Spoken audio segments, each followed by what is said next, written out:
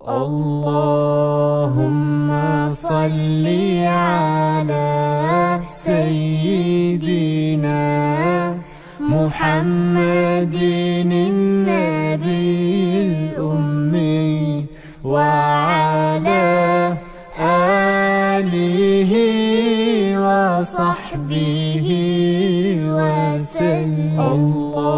اللهم صل على سيدنا محمد.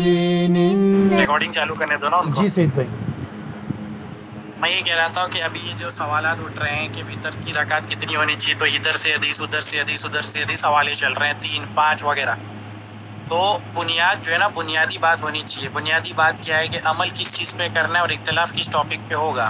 तो हुज़ूर पाक सल्लल्लाहु अलैहि वसल्लम ने तो फरमाया मेरे जाने के बाद उम्मत में इख्तिलाफ होगा। तो इख्तिलाफ तो हदीसों पे भी हो रहा है कि इस हदीस पे अमल होना चाहिए कि उस हदीस पे अमल होना चाहिए। तो तर्क रफ़े दिन पे अमल होना चाहिए, रफ़े दिन पे होना चाहिए, ऊँची आमीन, आहिस्ता आमीन, इमाम के पीछे किरात करना है, नहीं करना है, और भी बहुत सारे टॉपिक्स पर हदीसों को लेकर इख्तिलाफ है। तो हुजूर ने इसका सॉल्यूशन क्या दिया है? मेरी सुन्नत को मजबूती से पकड़ना। यहाँ पर लफ्ज़ सुन्नत है। सुन्नत क्या होती है वो बताने वाला कौन है हमें कि सुन्नत कौन सा अमल है, क्योंकि हदीसों में बहुत सारे अमल है, लेकिन सुन्नत कौन सा है वो बताने वाले फ़क़ी है। किताबुल जामे में आता है ना, अगर हमें फ़क़ी इमाम मालिक और इमाम लैस के ज़रिए अगर अल्लाह ने हमें बचाया नहीं होता तो हम गुमराह हो जाते हैं। और वहाँ जुमला है, जिस मुहद्दिस का फ़िक़ा में कोई इमाम ना हो वो गुमराह है। और ये किताब 368 हिजरी वाले ने ये किताब लिखी, किताबुल जामे, अल्लामा ज़ैद कैरवानी गालिबन नाम है उनका। तो जो सलूशन है कि इख्तिलाफ पाओ तो क्या करो, सुन्नत को मजबूती से पकड़ो। अब सुन्नत क्या है? सही बुखारी में आता है, उम्मुल मोमिनीन फरमाती हैं 3 रकात वितर के लिए रमज़ान हो या गैर रमज़ान हो हुजूर 3 रकात पढ़ते थे। मतलब कंटिन्यूस प्रोसेस, कंटिन्यूस अमल था, मुसलसल मुतवातिर अमल था। और इसी पर 3 रकात वितर पर ही इजमा इब्न अबी शैबा में। तो हुजूर का जो सुन्नत मुतवातिर है हमें उस पर अमल करना है, हुजूर के फरमान के मुताबिक ही अमल करना है। ये सारी हदीसों को देखेंगे लेकिन अमल सुन्नत पे करेंगे।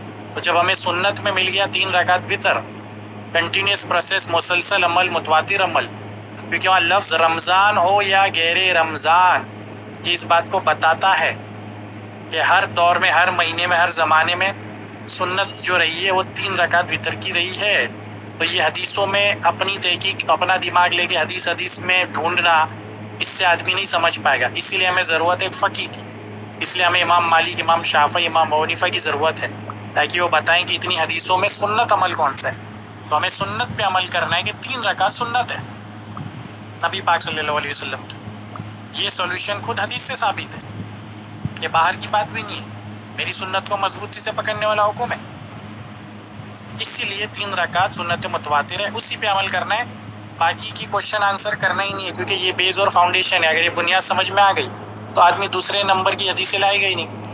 वो कहेगा हदीस तो बहुत सारी है लेकिन सुन्नत पे अमल करने का हुक्म मिला, लिहाजा इनमें से सुन्नत कौन सी है? तो सुन्नत ये वाली है, सिंपल। उनकी जो